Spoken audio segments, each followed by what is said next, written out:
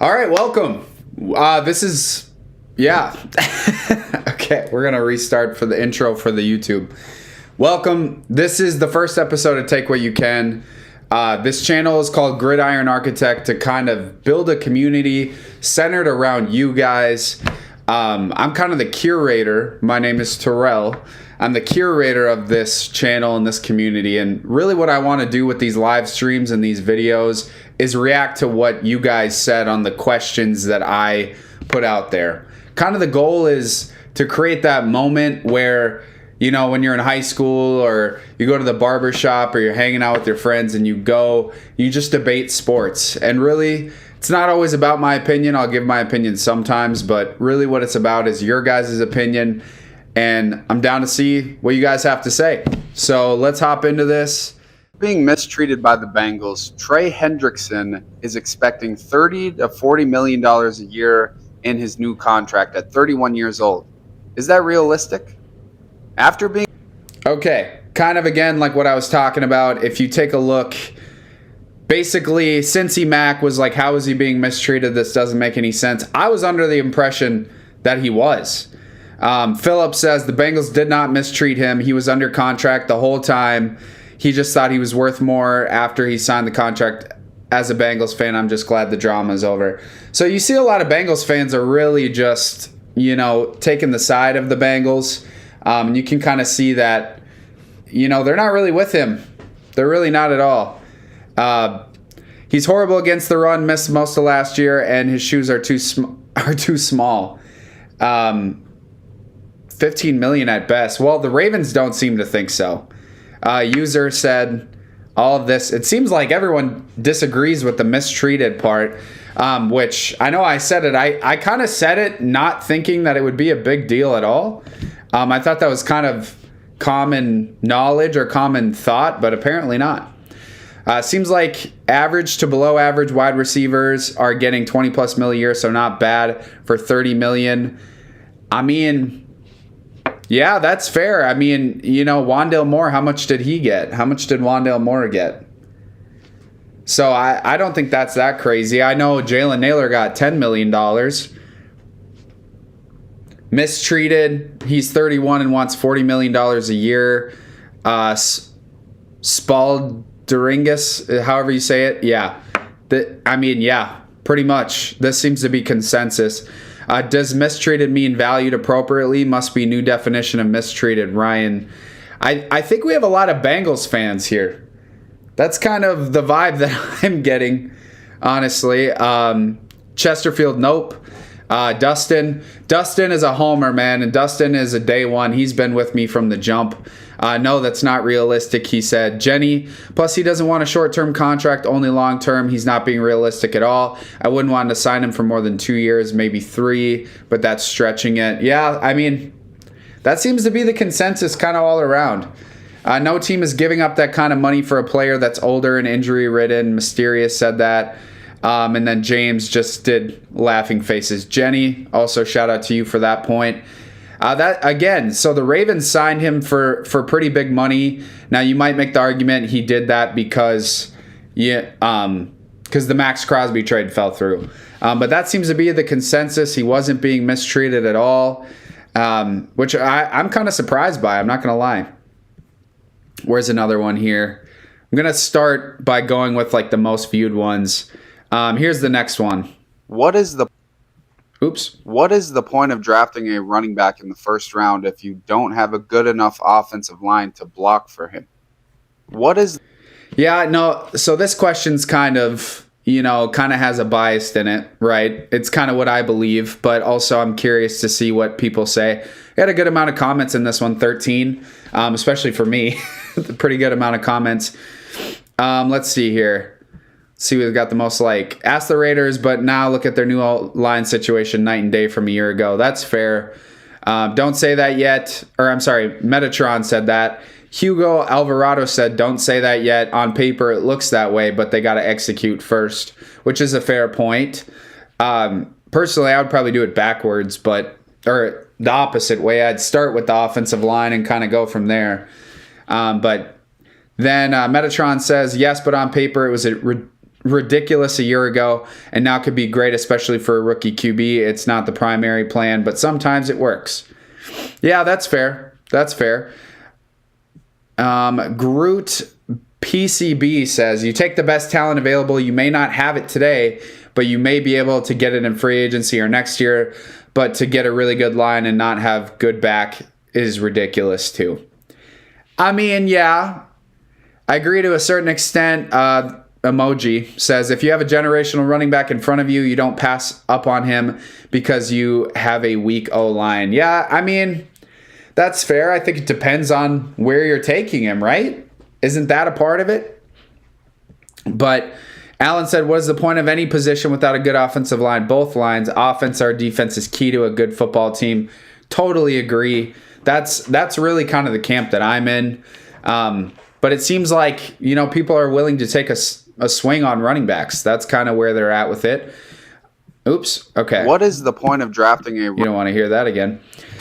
Dustin said, we're looking for the next Tomlinson. You remember his O-line, his rookie year. Yeah. What's the point? I'm sorry. Very few running backs are worth a top 10 pick as well. Depends on the draft and the team. Chiefer, I totally agree. Jeremiah Love, I don't think is worth a top 10 pick or even a first round pick. That's just my opinion. But I'd rather draft a lineman earlier than projected. SMR GGGG. I totally agree, sir. Totally agree with that sentiment. To get casual fans excited, Callum, that's also a fair point. You'll sell more jerseys for one. I mean, yeah.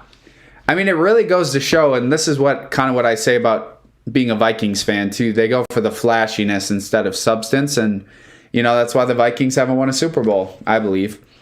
The Jets, despite being in QB hell, actually used their first-round picks to good use. The last 2 years, Raiders took a running back at 6 with a lot of workload in college. Yeah, I mean, I thought Ashton Genty was a great pick. I really did. So I'm all for it. I really am all for Ashton Genty. I just think, maybe offensive line first.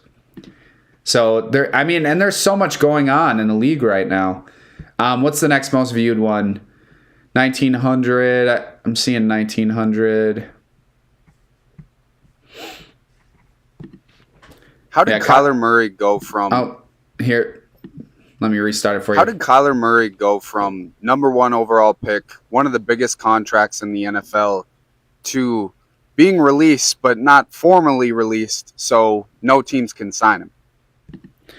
Yeah, and really what the question is, how can he go from the top of the top first overall pick to now nobody wants him? Nobody really wants to take a chance on him. And that's... No one wants to take a chance on him. His team's holding him captive. You know how the Arizona ownership group can be. But let's hop into these comments, see what people said.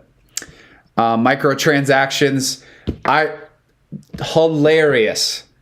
Townie, shout out to you, dude. Such a funny comment, dude. For those of you who don't know, Kyler Murray's a big Call of Duty guy. And just, man, that's so funny. That's so funny. Okay, user said, for starters, in 7 years, he's only made the playoffs once. Is that true? Has Kyler Murray only... How many times has Kyler Murray been to the playoffs? Is it only once? Really? I thought it was twice. Okay, I didn't know it was only once. He's completed only 2 full seasons out of 7, plus all the reports that he plays more video games than he spends in the team facility. That one, I feel like it seems like the whole video games thing, though it's funny, seems like it's kind of a dig at Kyler Murray more than anything. It just feels like it's really them kind of bashing him and just trying to take a shot at his character. So I don't know how much, I don't know how much of it is true, really. So, but the biggest thing to me is the biggest draft candidate in years, and he says it's not my job to get him the ball. Bro, you're QB. It's literally a job to throw to receivers. Jacoby Brissett did better than Marvin Harrison Jr. and Wilson than Kyler has done. That's a fair point. Fair point. Absolutely. Never draft a QB under 6 foot. I think that's fair. I think there's some validity to it. One could argue in the modern NFL, maybe that's an old way of thinking. But I agree somewhat, Sean. I definitely agree somewhat. Tom, easy. Bad draft. Arizona needed a QB. Kyler was the highest projected QB in a bad draft, and the NFL no longer has tiers for quarterbacks. I mean, to a certain degree, yeah, right? I don't know if I remember that draft very well, but yeah, I don't think Kyler was that terrible. I think people looked, he looked really good to a lot of people. Matt Hasselbeck was a franchise QB, but wasn't elite and was never paid as if he was. Now, if you have a franchise QB, you have to pay them top of the market for that position. Yeah, and that's a big reason why I advocate for not drafting a QB in the second round, right? You trade back into the late first round if you need to. Just getting that fifth-year option is so important. It's so important. So if this is... Let me see. What's the next one here? This is fun. I really enjoy this. And if I didn't say it before, we're going to call this Take What You Can. That's going to be the name of the show. We're going to stick with it. Okay, so 1900 was the next one. 1500 might be the next one. Yeah, let's hop into this one. Reportedly, the Rams are looking to trade for A.J. Brown, and while doing so, looking to trade Davante Adams. Which one would you rather have? So I don't have any comments on this one, but I believe I do for YouTube. I believe I do have one. Which one is this one? Let me see. A.J. Brown versus Davante Adams. Okay, this one. I don't have any comments for that one. Never mind. I think at this point, especially on the other side of Puka Nacua, I think I would rather have Davante Adams, to be honest. But that's just me. Let's see what's next here. 1100. That seems to be the next biggest one, right? Oh, no, 1300. Oh, this one's interesting. The Green Bay Packers are reportedly interested in Anthony Richardson. How does that fit in Jordan Love's timeline and the Packers' timeline? Okay, so by my facial expression, you can tell I'm skeptical, right? Fair enough. And the most one is a backup. The F are you on? Okay, here's my thing. Hello, exactly. I'm not even sure how that could be a serious question. Okay, apparently I'm just a clown, right? Y'all are so smart. You guys are just the smartest people in the world. Here's my question. Why on earth would you just have Anthony Richardson just as a backup?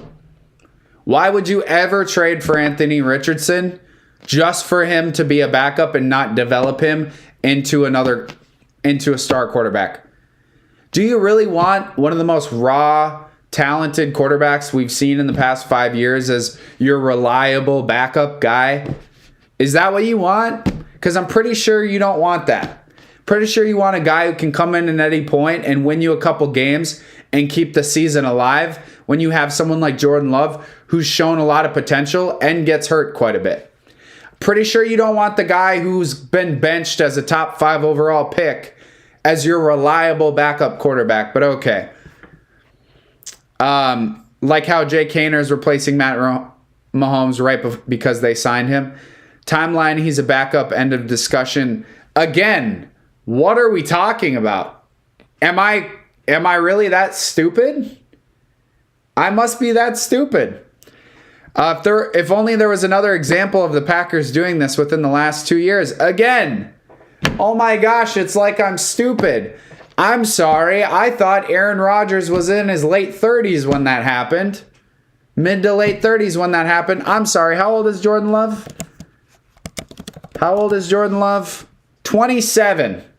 Because that's what you're going to do with your 27-year-old quarterback. Develop a guy for 10 years. Yep. Look what they did with Willis. Got him for a 7th and turned him into a starter. I see that you are a Vikings critter, so we know where the bias is. Didn't think, again, just a question. I get my face But it still doesn't make sense. It doesn't matter if I'm not a Vikings creator. I'm a Vikings fan who also happens to create content. I don't just make Vikings content. But okay. I'm just an idiot. Glad. Player swap. Dustin, my man, or can Richardson be better than Love if coached right? He's had a few years and barely 24. Yeah. I mean, I guess. I don't disagree with that, but also at the same time, Jordan Love is 27. Now, if you want to say monster baby, what he said, they know Jordan isn't the guy, cool. He'll be the new Malik Willis, easily. Love is a starter and Richardson is the backup. They'd trade more than a 6 for him, just a backup. I don't disagree. Jordan, okay, RJM, it's like, you'll find this out if you ever do content. When did I ever say he was threatened by him? When did I ever say that? Again, we'll watch it one more time. And then I'm going to get off my soapbox. The Green Bay Packers are reportedly interested in Anthony Richardson. How does that fit in Jordan Love's timeline and the Packers' timeline? All I'm asking is, they're interested in a 24-year-old quarterback prospect while they have a 27-year-old quarterback. Why would they do that? Did I ever say that he's threatened by him? No, I didn't. But okay, whatever. Timeline. So you got half the people saying, timeline, what are you talking about? He's a backup, which is just not true. You don't get Anthony Richardson as a pure backup. You get him as a developmental project. For the same way you got Jordan Love. But the difference is that Jordan Love is 27. He's not 37. I never said he was threatened by him. Timeline is him being a forever backup. That's how you know it's just people who are like just feel so threatened about Jordan Love. They feel so threatened. That's the point that I'm making. And again, like you literally can't even ask a question without people just doing that. It's crazy. Why? Okay, I'm sorry. Was Jake Haener a top 5 overall pick? Was Anthony Richardson? When was he taken? I'm pretty sure he was taken number 4. Was he not? Was he not? Pick taken. What pick was Anthony Richardson taken at? Number 4 overall. I'm sorry. Jake Haener. When was he taken? 4th round by the Saints. Okay, yeah. Exactly. And I wouldn't say that Justin Fields is a threat to Patrick Mahomes either. Like, what are we talking about? What are we talking about?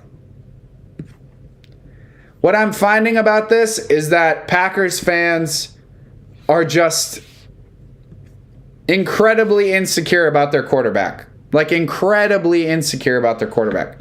That's what I found. Now, this is one. Never said he was threatened by him.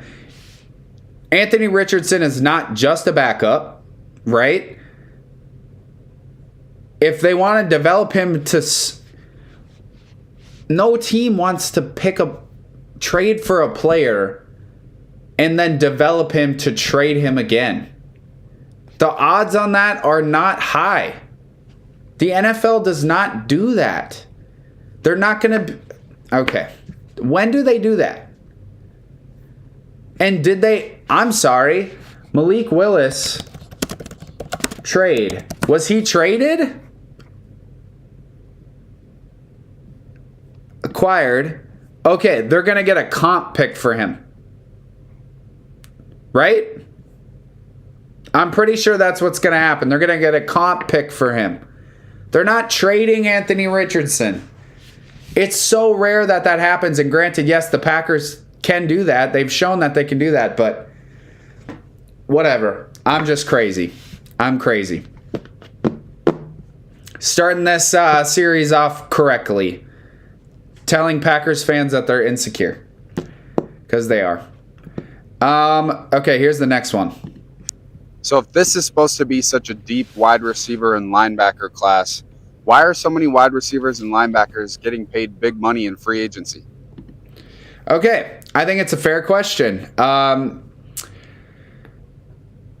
I should not respond to these. I want to respond to these in the live stream and in the show, right? Teams value proven vets over just drafting, also allows the rookies time to develop while learning from those proven vets. That's not how the NFL works. How many times have we heard, I got to get off my soapbox. It's not about what I think, it's about what they think. The commentary on it would be, when has the NFL ever done that? How many years over and over again have we heard, degenerate gambling dad? When have we ever heard that the NFL, there's a strong draft class in this position, so they're going to double down in free agency and then draft the kids to develop them? Every GM is like waiting to get fired, but okay. JTB, don't want to pigeonhole yourself going into the draft or rely on rookies. That's a fair point, right? That is a totally fair point. But again, if it's so, and I never claim to be smart, Colton. I don't think I'm big-brained. I have a big head. Because they're proven players, the only big one is Pierce. The cap percentage on the wide receiver contracts are well within the norm. Steve, okay, maybe. Right? But again, my question is, when has that ever been the case? When has that ever been the case? Teams have bigger needs, okay. But again, okay. I think the receiver class is more depth than it is great talent at the top. Totally agree with that. I think Tyson and Tate are both very good players, but with this class, you're still getting very good players on day two. Yes, I would argue Tyson and Tate are not the best wide receivers in the class, in my opinion. Guys like Concepcion, Cooper, and Boston are probably going to be starters in this league for a long time. Totally agree. Concepcion and Cooper are my favorites so far. So I totally agree with that. Totally agree with that. Good comment. But it's not just about what I agree with, right? I'm not saying I'm always right. No one's here to just hear my opinion. I'm here to show everybody's opinions, right? But again, it's like sometimes we're just so blinded, I feel like. This one's funny to me. The Vikings have re-signed Aaron Jones and are going after another former top pick at the quarterback position. How many times can they lose in the first round of the playoffs? The Vikings have... Yeah, it's kind of like, doing the same thing over and over again and expecting a different result. Well said. With KOC, they'll never win a playoff game unless he adjusts to whoever his QB is, or they end up with Burrow somehow. You're absolutely correct. Yeah. Burrow would be a great option. Totally would be a great option. 50 plus years is such a great head coach. He's not. I hope I'm wrong. Yeah, here's my thing. It's like KOC. I mean, they got to start winning, man. At some point, you got to prove it. And everyone loves him so much and says he's such a great coach, but it's like, then why haven't you won? That's kind of my thought on it, but that's just me, I guess. What I'm realizing about this is my opinion just does not matter, and it's stupid. That's what I found. Let's hop onto YouTube, see how many comments I have. Okay, this one, I haven't reacted to this one yet. Let's watch this one quick. After the trade fell through for Max Crosby, the Ravens GM said that they wanted both Trey Hendrickson and Max Crosby. Do you believe him? Yeah, so... For those of you who don't know, what I just said, right? After the trade fell through, they tried to say that they wanted both of them. That would be the defense we would need. Yeah, that'd be a great defense. I don't think so, but if so, that'd be crazy D-line for a few years. Why do you ask, Mrs. Crosby? What? Okay. Somebody said on the TikTok one, now let me see if I can find it. After the trade fell... They said they don't have the cap space. Wouldn't have been possible. Yes. Of course not. They think we're stupid. I kind of line up in that camp. Do they really think we're that stupid? I think he's just trying to save face. but the opinion kind of seems all over the place. So it's definitely interesting.